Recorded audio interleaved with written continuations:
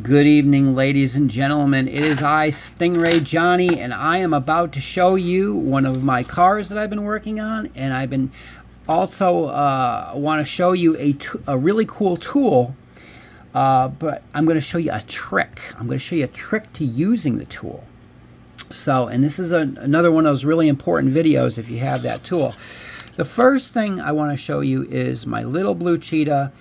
I believe I showed you this car last week, and I was thinking about selling it, and then I decided not to, and I rebuilt it. This is going to be a runner. I have 3 of these. This is going to be my runner.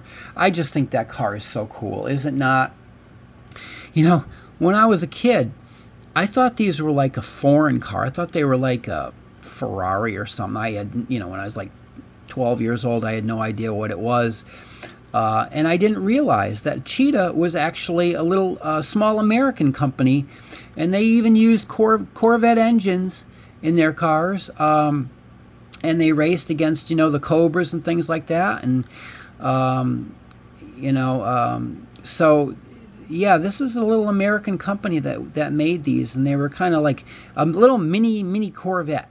And they were fast. They were fast. They had some issues. They had some issues with cooling. That's why you see these little black things. Now the T-Jet doesn't have an issue with cooling, but in the real car, these were actually cutouts, and air would come in here, and it would cool that engine. And of course, they had some relief that would go out there. And I don't know if these are real. These are probably just for the driver to stay cooler. I don't know. But it's a really cool car because, again, it does have the engine detail. It's got the little side pipes. I wish they had painted the gas cap. I mean, I guess I could do that, but I probably won't. I think I'm probably just going to leave it the way it is.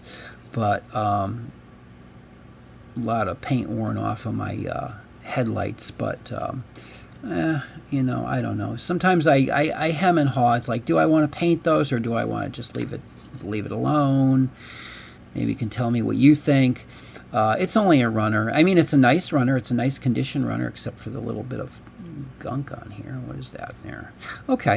So anyways, so that's my Cheetah. Now, about my trick for today. I'm going to show you.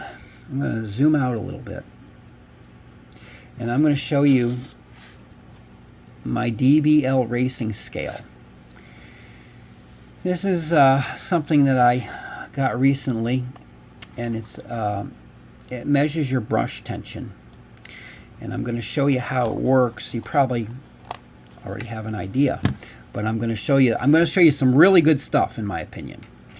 Now, I played with this you know, I haven't had it that long. What the deal is here is, again, it's going to measure the tension of these.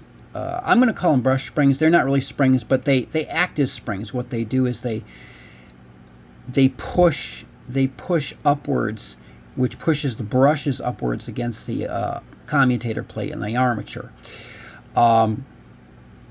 And that's where you get your power. And everybody knows that if you apply power, let's say this was a full car, like a car like this one, you could apply some power. You could put some alligator clips on this, apply some power, and you know the wheels obviously start spinning. And then you can push on these, and you can see if the car goes faster or slower. If the car goes faster when you push on it, then you know you have to take the car apart and kind of try to push those up just a little bit, or vice versa.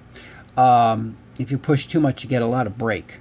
So anyways, you know, you got to get it just right. But anyways, so this tool it doesn't measure, like you don't need this tool just to do that.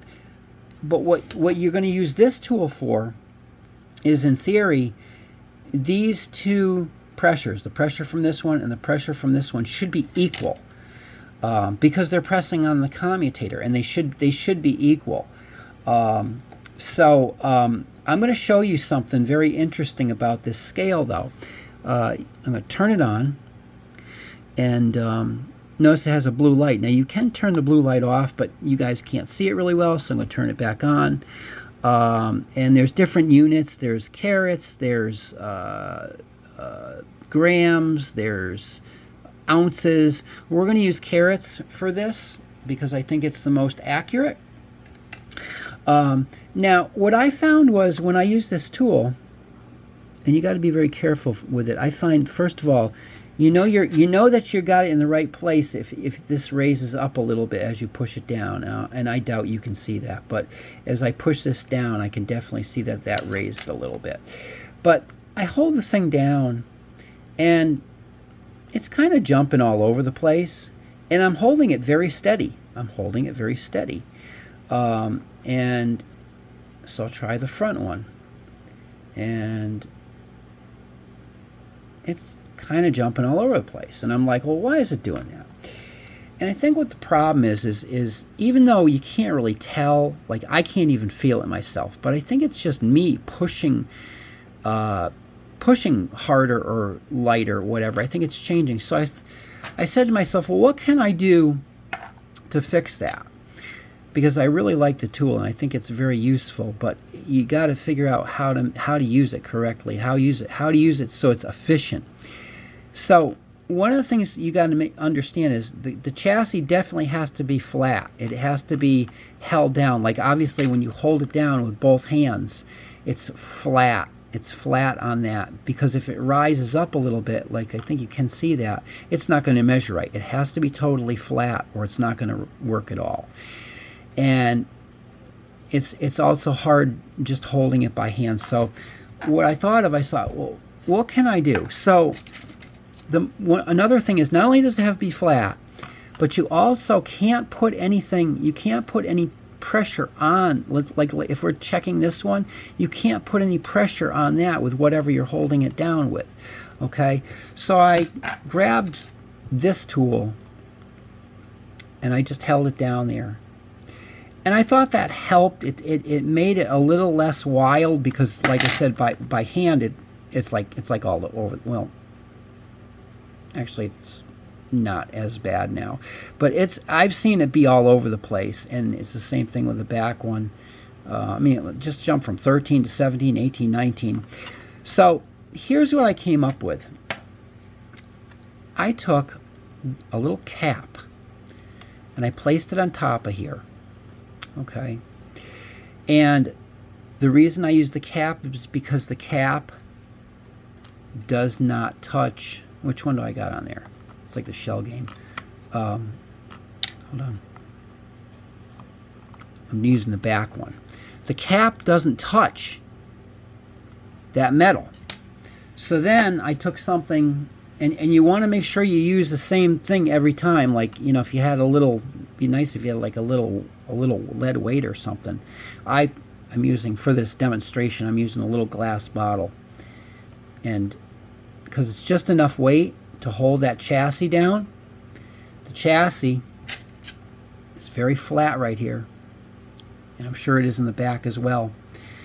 Look at how nice. I'm not even going to touch the table, but that number is pretty steady now. It's 101. I know it's jumped. The last two numbers are jumping around, but it's 101. It's staying a lot steadier than it was before. And I'll do the other one. I'll do the front one now. And again, just make sure your cap is not touching your. It's, you know, again, don't let it touch this, or you're going to have problems. It's not going to measure right. Put your cap there. Same weight. That's important. And look at how steady that is. That's how I am going to measure mine. Now, you may have a better way. You may not have any way at all. I don't know. I know people always come in the comments and they'll be like, oh, I got a better way. And maybe you do. I don't know. This is what I've come up with. It looks pretty good to me. This number ain't changing at all. And, you know, but I guess the trick is, like I said, make sure, you know, just again, make sure you're not touching that. So you get a nice cap like that. And make sure that you use the same weight every time, because if you don't use what, you know, I mean, I'm probably not going to use this in the long run. I haven't figured out what I'm going to use yet, but you know, it's got to be the same weight, and it's got to make sure that it's keeping that chassis flat. It's got to be enough weight to really hold that chassis down on there. But I mean, look at it. It's staying nice and flat. It's really good. My friends, I am trying to get to 500 subscribers. And it's not easy in the world of slot cars. I don't know if it's that most slot car guys don't go on YouTube or what, but I need your help. I need you to subscribe to my channel, because I'm really trying to get to 500. And I would really appreciate it if you're not subscribed to do that. Look at the cool cars and tools I show you. How can you possibly want to miss out on that? So please like and subscribe to the channel.